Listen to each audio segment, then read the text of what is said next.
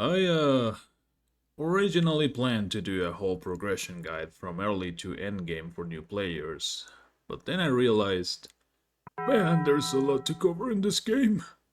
So what I'm going to do is split it in multiple segments to help you on your journey, both for the sake of my sanity and for you to not wait 4 months for my next video. Hi, my name is Mukuro, and this is the first part of my Zenless progression guide for new players. In this episode, we'll talk about your first steps into the game, your short and long-term goals, your day-to-day activities, the game systems, and account economy. My goal is to help you be as efficient as possible so you can make the most of your time in the game. So, let's get into it. Let's begin with your daily activities in Zenless. The beauty about this game is that it really takes no time at all to do your dailies. If you press F2 on PC, you'll bring up the compendium, in which you can see your weekly and daily tasks in the errands tab. You should complete your 4 engagement activities each day. These take no time at all to do. You log in, go get a coffee,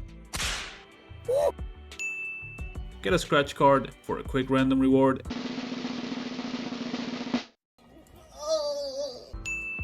and open up your shop.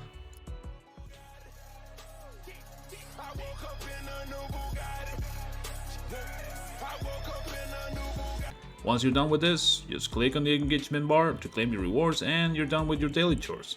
Yes, it is that quick. Similarly, the Write a Weekly tab has a bingo card that you will fill throughout the week by completing multiple activities that, honestly, you just fill passively by playing the game. That's it. There are other components that reset weekly and monthly in the game that I will talk about in due time. But for now, these two are our main focus. Next up, if you press F3, you'll bring up the new Eridu City Fund, which is this game's equivalent of a battle pass. This too is full of activities you can complete to progress through the pass.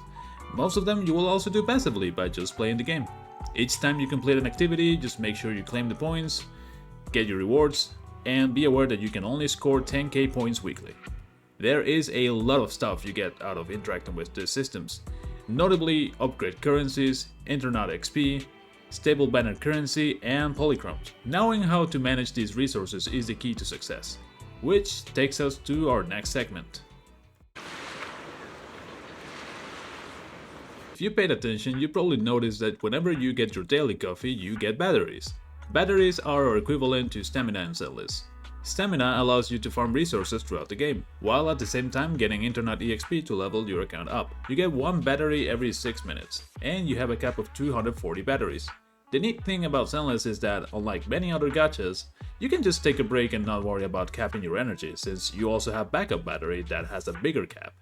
Just be aware that 1 backup battery is worth 3 normal batteries, as they recharge on a ratio of 1 per 18 minutes. So if you want to be efficient, do try to not fall into backup battery. Remember all those cool things you were getting from your daily and weekly activities? If you ever run out of them, you can use your battery to farm for specific resources. But before we get into that, let's talk about each resource and their purpose. There are many currencies in Zenless, so it can get a bit confusing. But we can categorize them in the following ways: upgrade currencies, crafting currencies, and poll currencies. First, we have upgrade currencies. These can all be farmed shortly after you unlock certain facilities like the HIA Club and the Scout Outpost. There is a currency for every single thing you need to upgrade: agent levels, core ability, skills, engines, drive disks. All of these things require their necessary currency, paired with a sum of pennies. It is very important for the sake of efficiency that you hold on to farming these currencies until you reach internet level 50, or at the very least 40, as these milestones will unlock higher farming difficulties for you, in which you can get way more resources compared to lower difficulties, getting the highest value possible out of every battery point. The story mode of the game will provide you with a good resource intake to get by until you reach that point, with the help of the game seasonal events as well. Crafting currencies correspond to items you dismantle or get as a byproduct of farming for other resources. These are used to, craft items like W engines, roll for discs, and bank build related stuff. And lastly, we have poll currencies. These are the most valuable as they translate to character acquisition potential. The two main poll currencies are the master tapes and encrypted master tapes. Pressing F4 will bring up the signal search screen. The black and white master tapes allow you to poll for characters in the stable banner. This banner never changes and will always be available. On the other hand, encrypted master tapes, the colorful ones, allow you to poll for limited edition characters and their respective weapons, which we call W engines. You usually get them from in-game systems, events, and by converting them from polychromes. Polychromes are a substantial reward you get from doing a lot of stuff in the game. Dailies, the story, mid-game to end-game game modes, achievements, and so on. Their counterpart, monochrome, are the equivalent of IRL money. So this is the currency you're looking for if you're going to spend money in the game. That is as far as I'll go, as I intend to keep things free-to-play focused on this guide. Similarly, there's boo pawns. They are used to pull for bamboo, and there is no way to buy them with IRL money. You only get boo pawns by playing the game. You can pull directly on the banners if you have sufficient polychrome. Or you can head into the signal shop and convert your polychrome into either of those pull currencies. But once again, for the sake of efficiency, never use your polychrome in master tapes. You get master tapes by just progressing through the game all the time. And the stable banner will never go away. Therefore, getting the agents in the stable banner is just a matter of time. You should focus your hard-earned polychrome into getting exclusive agents or engines. You can also turn polychrome into energy, but if turning them into stable banner pulls was a bad idea, this is straight up a war crime on your own account's economy. Lastly, there are two extra pull currencies that are a byproduct of pulling for banners: residual signal and fade-in signal. These can be used to buy more pulls or to exchange for some of the resources we covered previously, as well as a rank agent copies. Each month, these shops will offer a few pulls at a discount, so make sure you keep a few leftovers to buy those. For now, I will leave the banner gacha mechanics, such as pity, 50/50s, and so on for the next episode.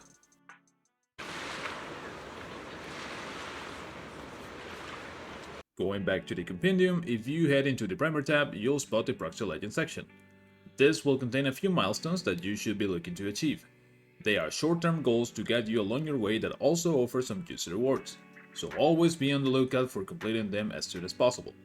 Past this, your top goal should be to do the story mode, for maximum time efficiency. You get a lot of currency and, most importantly, a lot of internet EXP out of it, which in turn means you can get closer to the previously mentioned level caps to farm more efficiently.